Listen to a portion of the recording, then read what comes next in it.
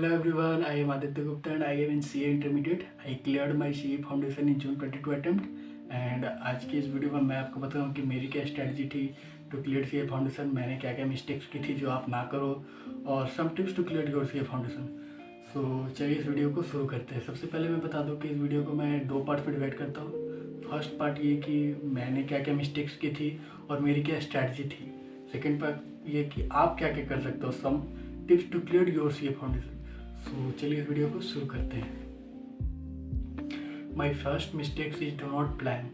मेरी सबसे पहले यही मिस्टेक थी कि मैं जैसे दिन में पढ़ना स्टार्ट करता था तो प्लान नहीं करता कि क्या पढ़ना है। मैं रैंडम जो आसान लगा या फिर जो लगा कि आज ये पढ़ते हैं वो पढ़ता था।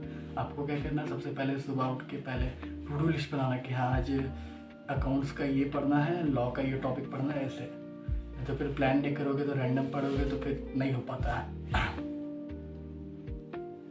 माई second mistakes is do not do written practice. मैं क्या करता था कि जैसे फॉर एग्जांपल अकाउंट्स में मान लीजिए मुझे कंसाइनमेंट पढ़ना है, कंसाइनमेंट का वीडियो मैं स्टार्ट करता था तो वो जो सर क्वेश्चन सॉल्व करा रहे थे तो मुझे लगता था कि वो जो सर सॉल्व करा रहे तो वो मुझे देख के लगता था कि हाँ वो तो मैं सॉल्व नहीं करता था और मैं रिटन प्रैक्टिस नहीं करता था। तो फिर जैसे ही मैं अपने से शुरू करता था कि मैं तो सेल्फ स्टडी करता था, जैसे ही मैं अपने से शुरू करता था पढ़ने के लिए कि हाँ चलो आज ये सब्जेक्ट ये चैप्टर का रिवीजन कर लेते हैं, उसका जैसे ही बनाना बैठता तो बनता ही नहीं था। इसीलिए सबसे पहले कि जो भी टीचर का वीडियो देख रहे हो, मैंने तो सेल्फ स्टडी की थी, अगर आप क्लास ली हो तो ठीक है, नहीं तो फिर यूट्यूब से जो भी टीचर का वीडियो देख रहे हो सबसे पहले उनके साथ वो क्वेश्चन सॉल्व करना, फिर अपने से बाद में उसको प्रैक्टिस करना कि हाँ मेरे से बन रहा है कि नहीं बन रहा तो फिर उसको फिर से ट्राई करो, सर का वीडियो देखो तो हो पाएगा। My third mistake is do not learn. सबको आपको सी में बोलेगा कि लर्न नहीं करना है। अगर आप लर्न कर रहे हो CA में ही आगे तो फिर आगे जाके आपको दिक्कत होगी, लेकिन हाँ फैक्ट है कि लर्न करना पड़ेगा। फॉर एग्जांपल आप लॉ में इंडियन कॉन्ट्रैक्ट एक्ट पढ़ रहे हो, अब कोई आपसे पूछेगा कि व्हाट इज़ कॉन्ट्रैक्ट तो आप क्या बोलोगे, लेकिन उसको लर्न करना पड़ेगा। लेकिन हाँ वही कॉन्ट्रैक्ट क्या होता है वो लर्न करोगे, लेकिन उसका एग्जाम्पल्स रहते हैं उसे याद नहीं करना, उसे समझना है कि ये क्यों हुआ। अगर यही नहीं समझ आएगा तो फिर पूरा लॉ बेकार हो जाएगा। अब चलते हैं वीडियो को सेकंड पार्ट में, tips to clear your CA foundation in first attempt.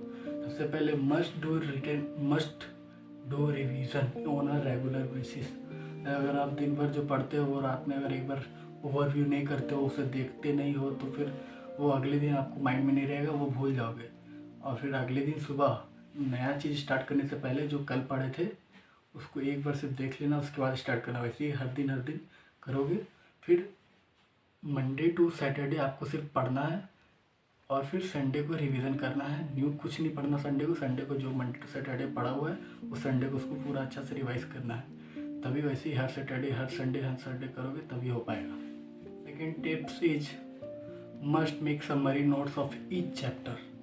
अगर आपको मतलब CA फाउंडेशन फर्स्ट अटेम्प्ट में पास होना तो समरी नोट तो जरूर बनाना पड़ेगा। क्यों? क्योंकि अब मान लो आप एक चैप्टर पढ़े जो बहुत बड़ा है तो उसको एग्ज़ाम के एक दिन पहले कैसे रिवाइज करना वो आपको हेल्प करेगा समरी नोट्स।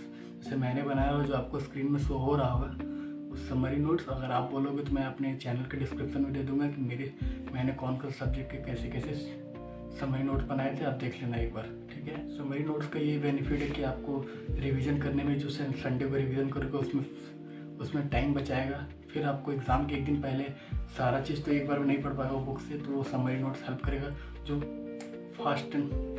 जो तुरंत 10 मिनट में आपको रिवीजन हो जाता है। इसलिए समरी नोट्स बहुत जरूरी है। Third tips is must attempt mock test. At least 2 mock test must आपको अटेम्प्ट करना ही करना है। अगर आप मॉक टेस्ट अटेम्प्ट नहीं करोगे तो आपको कॉन्फिडेंस नहीं आएगा कि एग्ज़ाम में कैसे 3 घंटा बैठना है, कब कौन सा क्वेश्चन लिखना है, कब प्लानिंग वो सब नहीं कर पाओगे, कौन से अटैम्प्ट पे कौन से 1 घंटा में कितना कंप्लीट करना है, 2 घंटा में कितना कंप्लीट करना है, वार्निंग बेल, ये सब आपको मॉक टेस्ट से कॉन्फिडेंस देता है कि हाँ 2 बार बैठ जाओगे तो आपको अपनी कॉन्फिडेंस आ जाएगा, खुद से कॉन्फिडेंस आएगा कि हाँ हो जाएगा। अब वैसे ही मॉक टेस्ट में इसलिए ज़रूरी है क्योंकि आप बचपन से 12 साल से पढ़ रहे हो कि unit test, half yearly test, mock test, pre board और फिर डायरेक्ट फिर आता है फाइनल एग्ज़ाम। तो CA फाउंडेशन में ऐसा प्रोफेशनल एग्ज़ाम है तो उसमें भी तो बच्चा वाला ही तरीका लगाना पड़ेगा। ऐसा है तो है नहीं कि 1 साल में आपका चेंज हो जाएगा। इसलिए आपको मॉक टेस्ट पेपर जरूर से अटैम्प्ट करना है। एटलीस्ट 2 मॉक टेस्ट दो तो आपको खुद से कॉन्फिडेंस आएगा कि हाँ अब हो जाएगा, अब एग्ज़ाम के लिए तैयारी हो जाएगा।